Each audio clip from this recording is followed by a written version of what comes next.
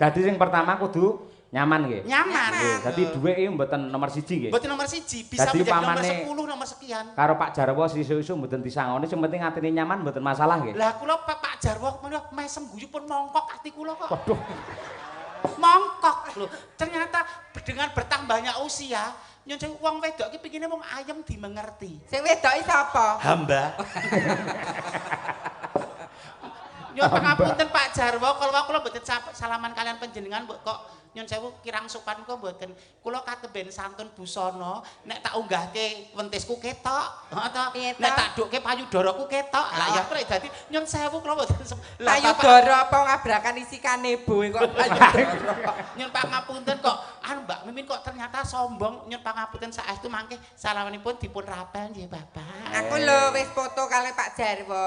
Mau Pak Jarwo arep nyerak ngenten iki. Mosok jenengan iku lanang, Mbak nggih. Napa ditiliki pripun, Pak? Aku yo. Ayo mungkin menipu lho, Jas.